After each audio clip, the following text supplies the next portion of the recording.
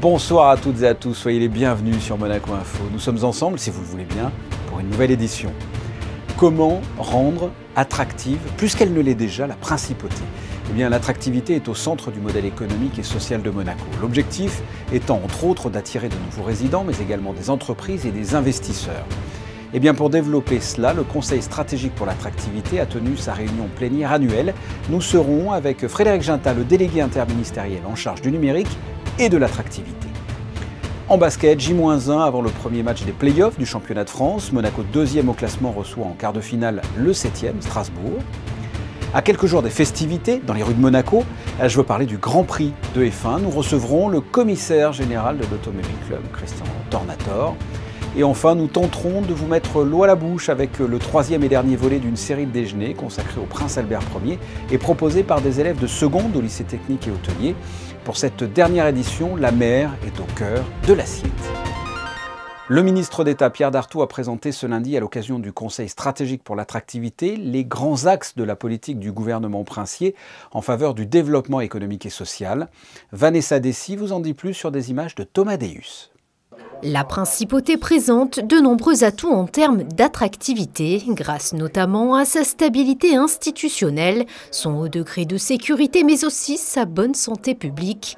Créé en 2011 par le gouvernement princier, le Conseil stratégique pour l'attractivité a pour mission de proposer des outils d'analyse et de prospective afin de contribuer aux réflexions concernant le développement économique de la principauté. L'attractivité, c'est attirer des résidents, des nouveaux résidents qui nous font profiter de leur capacité d'innover, de financer, d'apporter de nouvelles idées. C'est attirer aussi des touristes dans une destination qui est d'exception. C'est attirer aussi des salariés, leur permettre de travailler à Monaco dans d'excellentes conditions, de faire en sorte qu'il n'ait le moins de problèmes possible pour venir travailler ici, sachant qu'il y a des conditions qui sont favorables aussi. Et puis, c'est savoir attirer des entreprises, des investisseurs. Lors de ce nouveau conseil stratégique pour l'attractivité, une nouvelle organisation interministérielle a été évoquée. Ça concerne l'ensemble des départements ministériels de la principauté.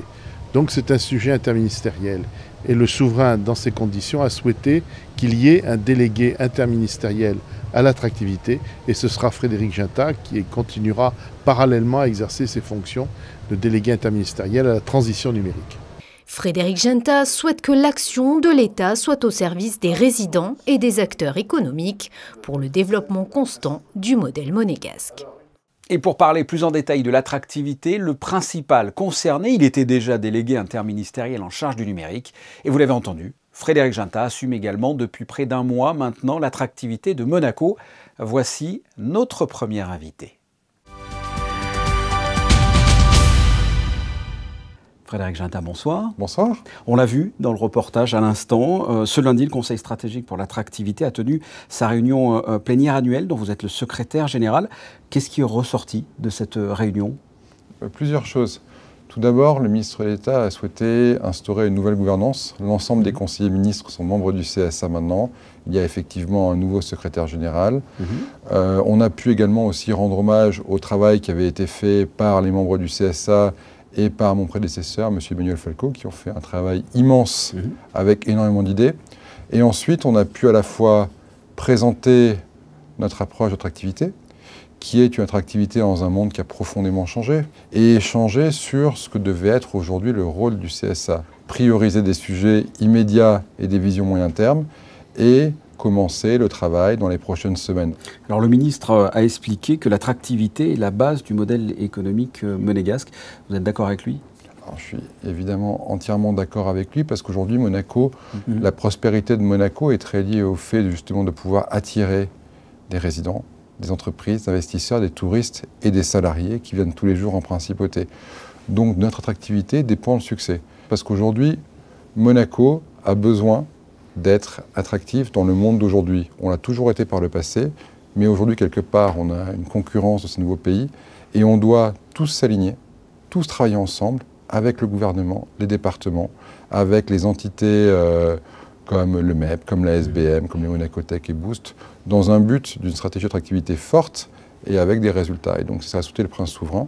C'est ce que nous allons mettre en place avec, évidemment, notre partenaire de réflexion, de co-construction de stratégie, qu'est le CSA. Pour que tout le monde comprenne bien, pour vulgariser, qu'est-ce que l'attractivité pour les nuls, en quelque sorte? Alors l'attractivité pour les nuls, c'est plusieurs choses à Monaco. C'est déjà, évidemment, attractivité attirée. Ça veut dire, pour les résidents, les investisseurs, les entreprises, les salariés et les touristes, ça veut dire savoir qui on veut. Déjà, c'est savoir qui on souhaite à Monaco. C'est aller leur parler, dans les endroits où ils sont, dans leur pays d'origine, physiquement, numériquement. Une fois qu'on est allé leur parler, c'est les convaincre de venir et les accueillir. Donc c'est toute la démarche, quelque part, de l'accueil à Monaco. Et enfin, c'est l'intégration. Une fois que ces gens, ces salariés, ces résidents, ces entreprises sont à Monaco, c'est comment on crée l'écosystème pour qu'ils se développent.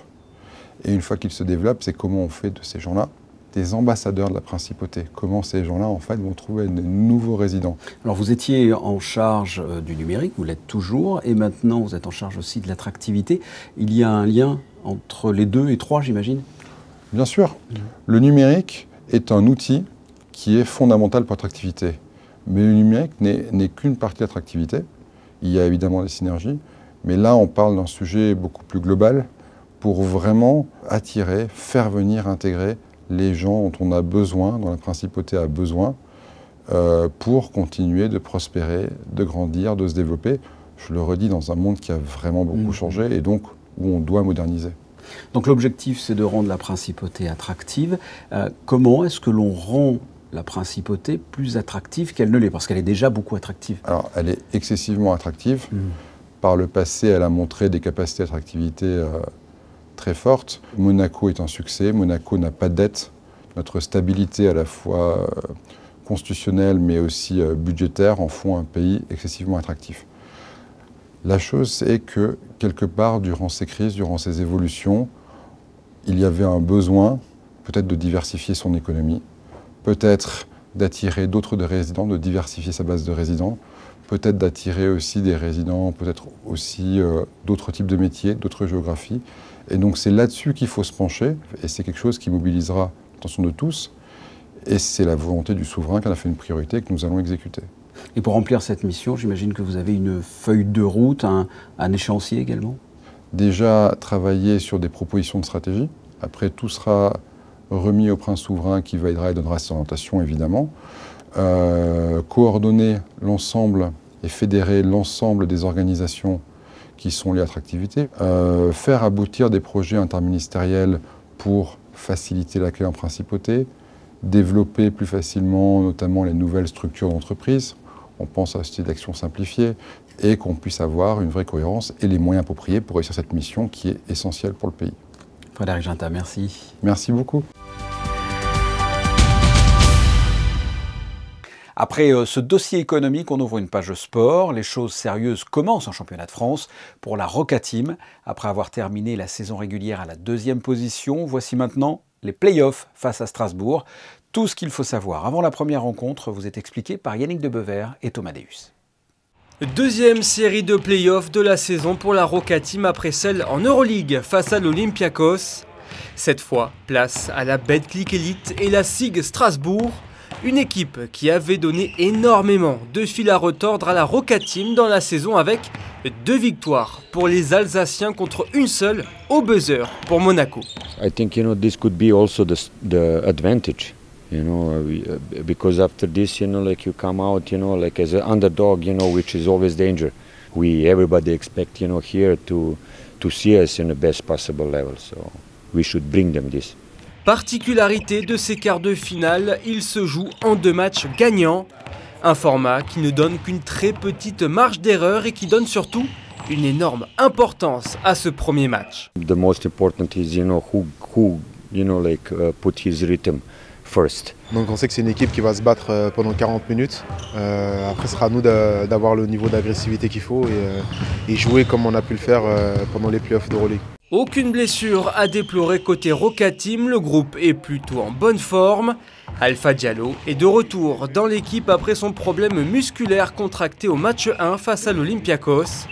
Lui qui avait raté les matchs les plus prestigieux de la Roca Team a désormais une fin de loup. It sucked that the injury happened when it happened, but I'm excited to get back playing, and every game is important. Game 1, Game 2, if it goes to Game 3. So we're definitely going to try to close it out in 2, but we never know what's going to happen. So we're just going to give it our all and then live with the results. La dynamique joue tout de même en faveur de Monaco puisque Strasbourg a perdu 4 de ses 5 derniers matchs de championnat, pendant que la Roca Team a gagné 3 des 4 dernières rencontres. Coup d'envoi de ce premier duel de play-off mercredi à 20 h à Gaston-Médecin. Du basket, passons au sport automobile. Vous n'êtes pas sans savoir qu'il va se passer quelque chose ce week-end et que la Principauté sera même le centre du monde dimanche avec la 79e édition du Grand Prix de Monaco. Avec nous ce soir, le commissaire général de l'ACM, Christian Tornator. Bonsoir. Bonsoir Fabien. Nous sommes à 2 jours des festivités et à 5 jours du Grand Prix. Comment allez-vous et comment vont les équipes de l'Automobile Club? Les équipes de l'Automobile Club sont un peu surchargées en ce moment parce qu'on est en train d'accueillir tous les véhicules qui arrivent directement de Barcelone. Habituellement, on les faisait patienter quelque temps au niveau du parc d'activités logistiques de Nice.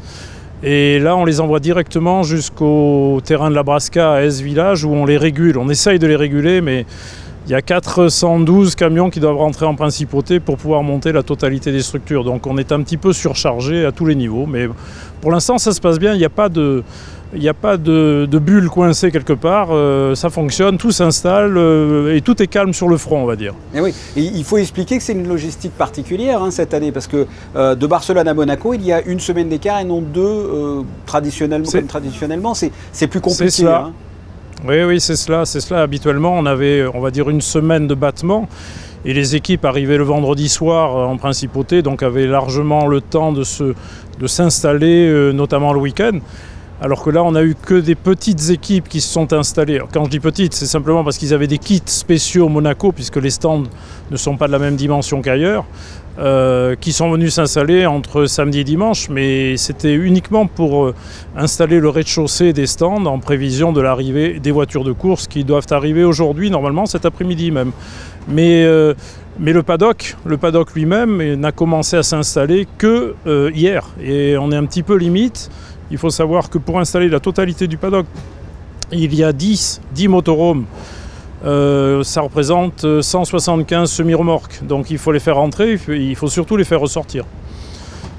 Après 2020 sans Grand Prix, 2021 avec une jauge, 2022 signe le retour de l'intégralité des spectateurs dans les tribunes. Et c'est une nouvelle fois plein, il me semble. Le Grand Prix de Monaco attire toujours autant? Oui, absolument. Oui, on est même un petit peu surpris, mais on a relativement vite vendu les billets qui étaient mis à disposition. Déjà, on les avait mis en vente au mois de novembre, donc ça a permis d'éclaircir un petit peu la billetterie.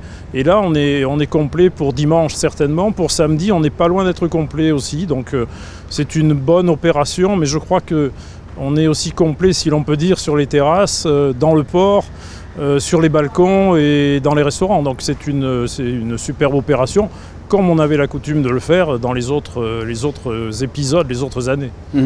La formule change cette année, il n'y a plus d'essais libres le jeudi pour la F1. Donnez-nous en quelques mots le programme 2022. Alors le jeudi, on n'a que l'après-midi d'occuper avec les différentes séries qui sont FRECA, alors c'est Formula Régionale European by Alpine. Ça s'appelle FRECA, c'est bizarre mais c'est comme ça. Après on a la Porsche Super Cup bien entendu et la Formule 2. Et à partir de vendredi on retrouvera la Formule 1 avec les 2 séances d'essai l'après-midi. Ensuite samedi on aura une première course le matin avec la Formule 2. Et puis ensuite les derniers essais libres en début d'après-midi. Les essais qualificatifs bien entendu. Je crois que c'est à 17 h si je ne me trompe pas. Et puis le dimanche, forcément, 3 courses cette fois-ci. Puisqu'on a une course de Renault, une course de Formule 2 et une course de Porsche avant le Grand Prix de Formule 1. Ce qui est exceptionnel, on n'a jamais fait ça dans les autres années. Ça vient un petit peu de la contraction, on va dire, des épreuves sur 3 jours et demi. Sans demi-journée intercalée comme on avait l'habitude de le faire avec le vendredi. Voilà un programme bien chargé, le Grand Prix de Monaco 2022, c'est ce week-end dans les rues de la Principauté et sur Monaco Info. Merci Christian Tornator. Merci, bonsoir Fabien. Oui, bonne soirée. Nous vous retrouvons Christine Datomel pour un point sur l'information et vous débutez par la nomination d'un directeur général à l'AS Monaco. Bonsoir Fabien, bonsoir à tous. Oui, le conseil d'administration de l'AS Monaco a acté l'arrivée de Jean-Emmanuel De Witt au poste de directeur général, faisant suite à sa nomination par le président Dimitri Ribololev. Jean-Emmanuel De Witt est un dirigeant multiculturel avec une grande expérience à l'international, en particulier en Asie et en Europe. Durant plus de 20 ans, Jean-Emmanuel De Witt a travaillé pour des entreprises de premier plan telles que Lagardère, Hearst ou encore Sanoma et JC Deco. Jean-Emmanuel De Witt sera donc responsable de la gestion opérationnelle et se concentrera sur l'augmentation des revenus du club. Tous les services seront sous sa responsabilité, à l'exception de la direction sportive qui sera, quant à elle, toujours occupée par Paul Mitchell. Un mot sur la situation sanitaire, Christina, un bilan qui est communiqué par le gouvernement dorénavant une fois par semaine. Oui, le gouvernement princier vient de communiquer les chiffres relatifs au dépistage. Des chiffres qui sont arrêtés au dimanche 22 mai inclus. 1569 tests PCR antigéniques ont été réalisés sur des patients résidents et non résidents depuis le 16 mai dernier, révélant un taux de positivité de 10,6%, soit un taux d'incidence de 271. Un seul piano pour 2 pianistes à la salle Prince-Pierre du Grimaldi Forum. C'est autour de ce fil rouge que se déploie l'imaginaire des virtuoses, un récital explosif unique en son genre, mêlant les univers de la musique classique, de la magie et de la comédie à la Chaplin. Un spectacle sans parole, à 4 mains, qui s'amuse avec Vivaldi, Mozart et bien d'autres. Dans ce récital, les musiciens, comédiens et magiciens relèvent le pari fou de concilier la fantaisie et le sérieux pour réconcilier la grande musique avec tous les publics. Un événement qui se tiendra le 3 juin prochain à 20h30 au Grimaldi Forum. Gastronomie, il s'agit du 3e et dernier volet de cette série de déjeuners consacrée au Prince Albert Ier, un projet proposant aux élèves de seconde en bac professionnel de découvrir des recettes et pratiques d'un autre siècle.